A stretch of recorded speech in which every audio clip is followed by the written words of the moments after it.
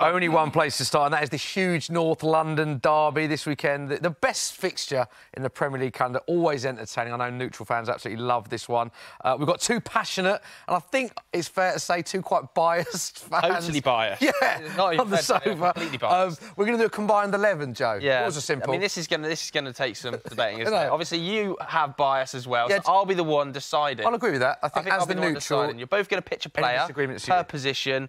I'll decide, based on the best argument put forward, who of you has won that round. We'll start with goalkeepers. Let's see if you both agree on who the combined goalkeeper should be for the North London Derby 11. I think there's been a mistake. Oh, has there? Because mine says Raya. You definitely said Raya. I did actually. Say Raya. I was. Don't try and fob it off as you said Vicario. You said Raya. They're worried in the gallery now, by the way. Yeah, no. Sorry.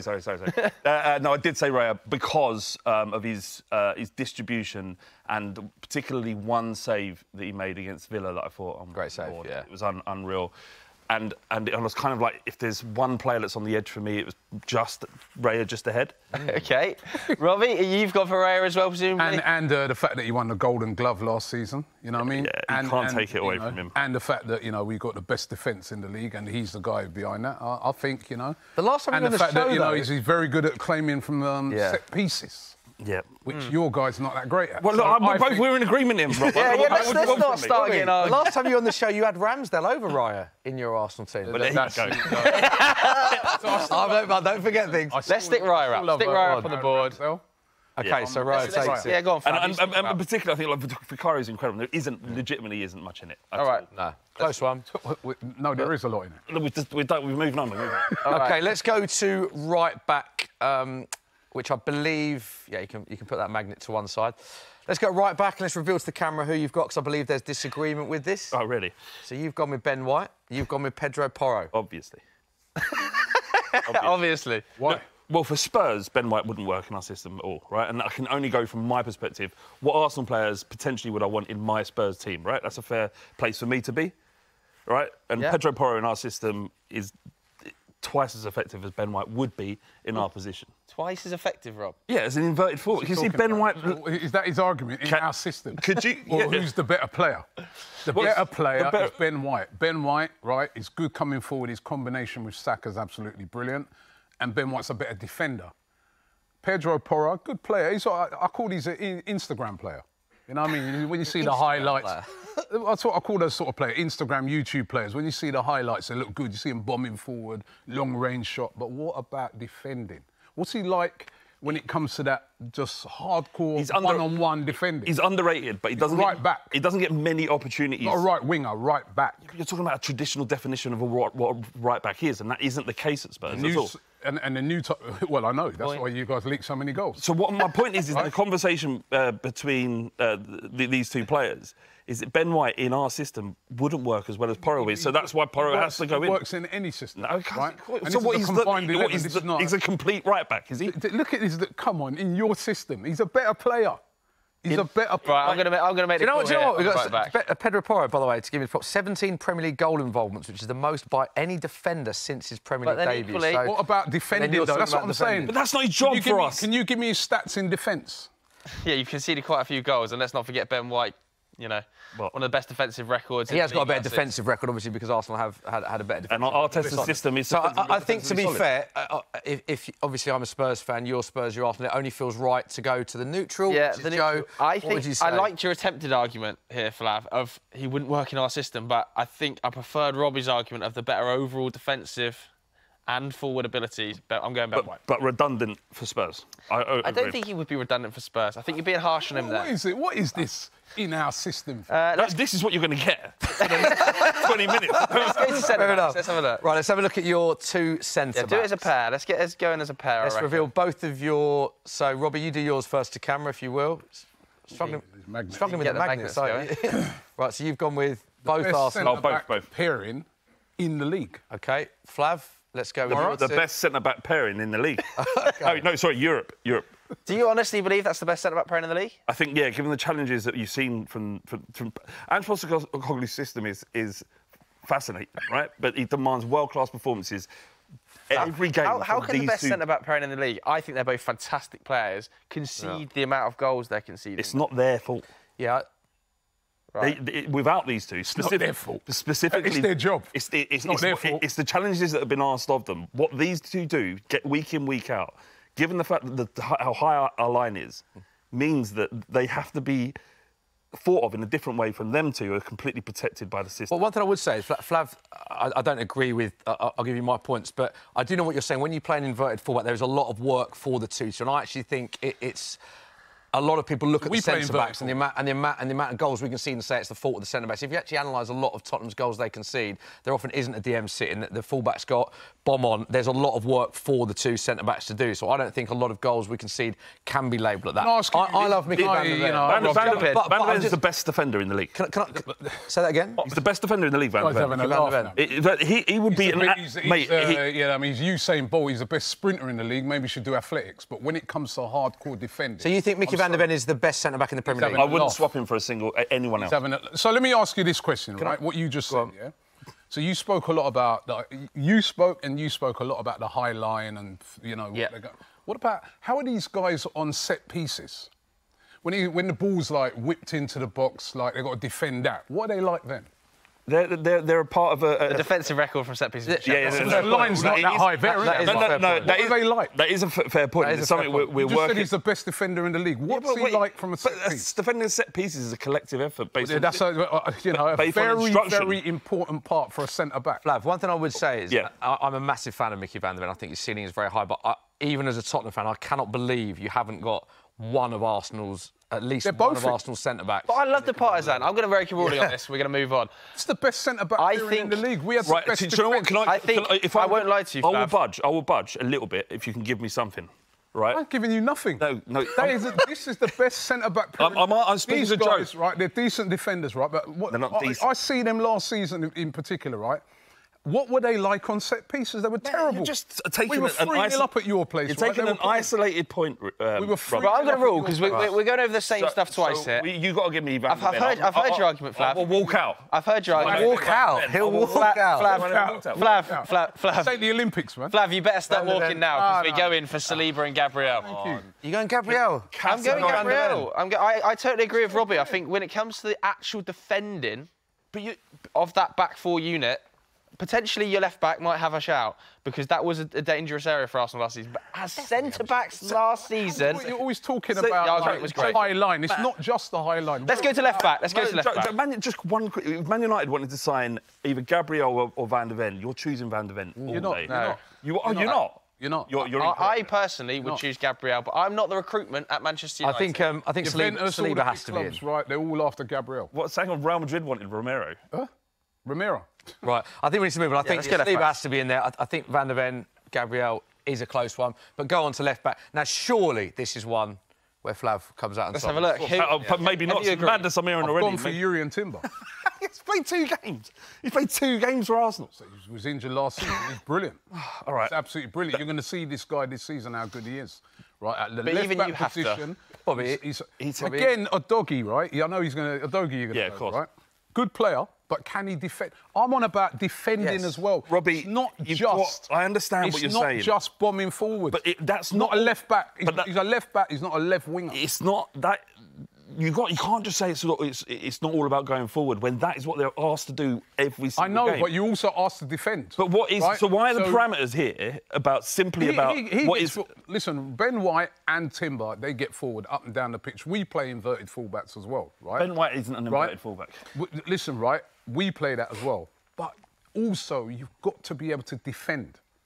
And we got the best defence in the league, right, we did last season. Yeah, appreciate that. And this guy, I'm telling you, is going to be... Well, what makes you think the doggy can't... Sorry, to your point, I'll get your point in the right-back area, but what makes you think the doggy can't defend? He was widely regarded as the best left-back in the Premier League last season. Because I've seen him up close personal defending, like when we was 3-0 up at your place, or like when... And we haven't seen Timber do anything.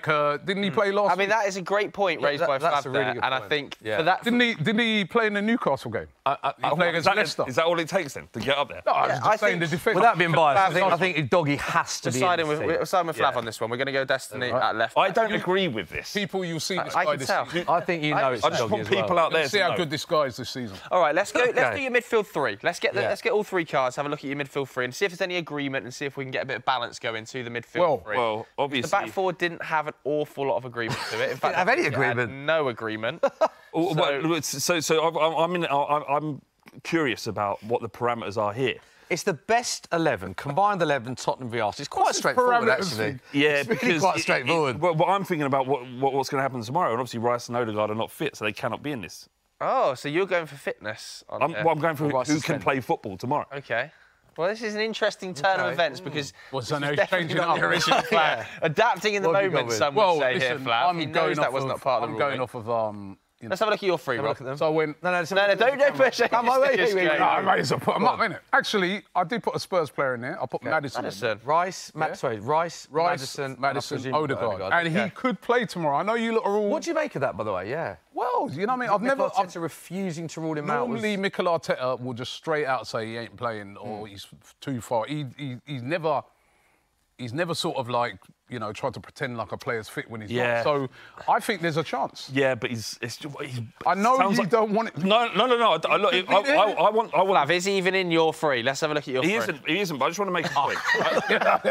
I just want to make. I'm walking out now. That's ridiculous. Odegaard's not in your 3. Please just make a point. Is the fact I want the best available Arsenal team to go out there tomorrow for when we smash. Do you? Yeah, when we smash you, then we'll say we better the best team because we're going to get all the excuses. After we put 4 past why have you not got tomorrow, Odegaard in your? Who have you got? Sorry, just reveal. Right, well I've got 4 past Arsenal. Got 4 past Arsenal tomorrow.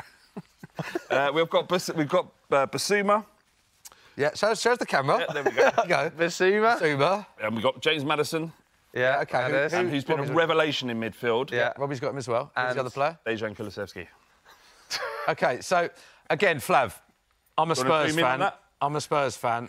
Oh, and I like the players you mentioned, but they're good have you not got Declan Rice in a combined 11? Like, even I'm a Tottenham fan, and Odegaard, I'm struggling to understand. I mean, I thought about it. Hang on a second. I thought about it long and hard. But then I just thought that petulant sort of red card the other day. Is that the kind of energy I want in my team? And now you want Basuma, who your own manager left out at the start of the season, right? Well, we can't go into that, can we? Right. I'm just saying he left him out. I'm not saying what the reasons why he left him out, right? And I'm saying, right, Declan Rice is one of the best around. I agree with you. He's good. He should be in there. And you know, listen, you lot are... I love the partisanship, Flav. I have to be honest. You lot have been throwing a party all week because they think he's so madness. Yeah, but I do love the partisanship. You love your team, Flav. No one can deny that. Spurs fans have been throwing a party because they think these 2 are out. Right? I haven't been throwing a party. I told you I wanted them to play. You don't want them to play. Also, just a quick note on Odegaard. This is mind games from Arteta. He's scared. He's worried.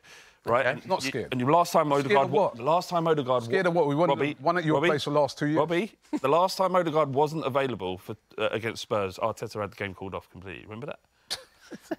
Yeah. Right, OK, I'm going to rule here. I think good arguments for Rice and Odegaard. They're both going up. They're not fit.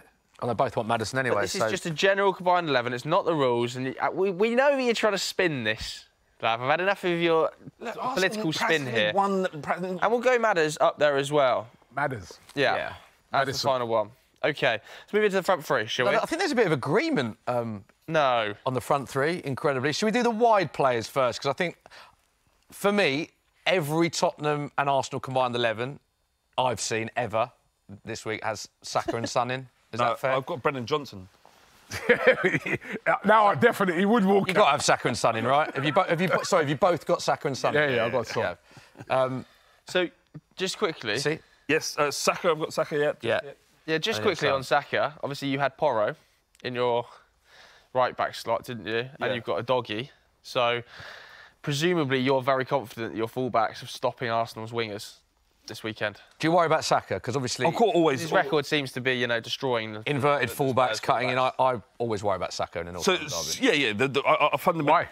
We Porro. He's great at defending. We worry about that, especially how we can be easy to get Tottenham on the transition. So you had 4 Tottenham defenders in your combined 11. Yeah, but if these 4 were playing in a system for Nottingham Forest, they wouldn't be conceding in the way that we concede. It's just that throughout this season, you will see a different and more secure Tottenham. So it's your manager then? The system takes a while to come into place, and Ange Postecoglou will get it right, and has got it right, but it's a process to get to this point. And you, of all people, should know about trusting a process. No, because the last 2 seasons... Who are you blaming? Are you blaming the manager? What you're saying is... The first 2 seasons... Are you blaming your manager or are you blaming the defenders? I'm saying it's going to take time to get our system right, but in terms of... Whose fault is it at the moment, then? There is no fault. It's a process to get to where you got to go. So it's all good? Mate, you finished 8th in the first 2 seasons under Arteta. It's all good. I don't worry about us. It's all good. It's all good. You're happy? I'm comfortable. So you're happy? So you're confident for Saka at Bay? I think we'll have problems with him, but every club will have problems with Saka. Similar question... On the other wing. Similar question to you, Robbie. I want Sterling to start tomorrow as well. Do you? What, over... Is that who you got? I want Sterling to start... No, I've got Son. Oh, right. Right? But I want Sterling to start tomorrow. Similar question to you last, Flav, about Saka. Are you worried about Son? Scored more Premier League goals against Arsenal than any other player since Mikel Arteta was appointed. Loves a goal in this fixture. Always worried about Son. He's a quality player. Yeah. You know what I mean? And he always steps it up for this game. So, like, listen, I'm honest with it. I'm always worried about Son.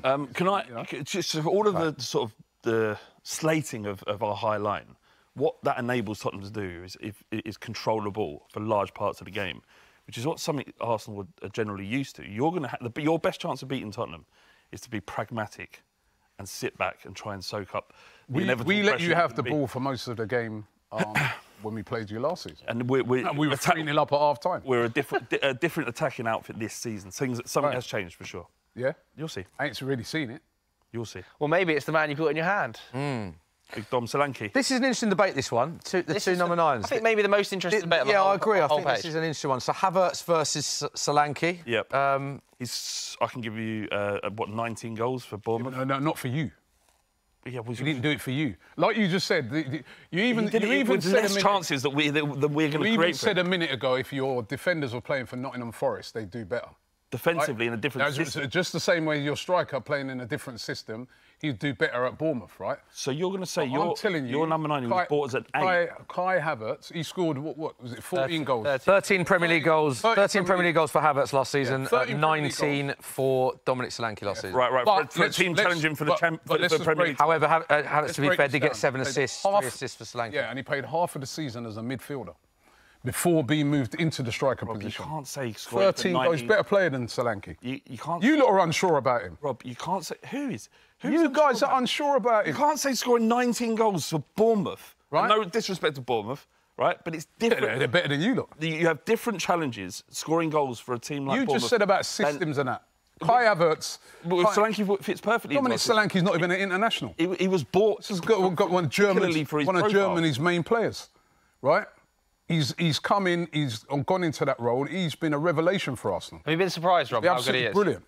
I've been very surprised how good he is. I have to say, when we first bought him, I had my doubts. I was like, I'm thinking, I know he's got ability in that, but didn't really see him do that at Chelsea. But he was brilliant for us last season. He holds the ball up brilliantly as well.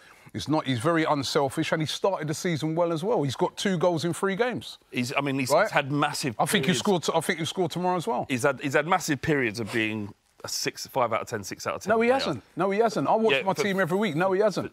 His work rate's phenomenal. For Chelsea and Arsenal, Robbie. For Chelsea and Arsenal, and like you said when we was talking about Timber, what have you seen of him so far? He's only played like... Scored 19 Who's going to score more goals? I think he's played one game for Tottenham. He'll score more goals. Will score. Hold on, he's played 1 game for Tottenham. He's been injured, yeah. Yeah, but I can only go by what he did at Bournemouth. Was injured.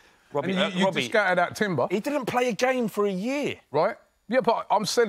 He's lost 2 games, is what I'm talking about. That's a different conversation.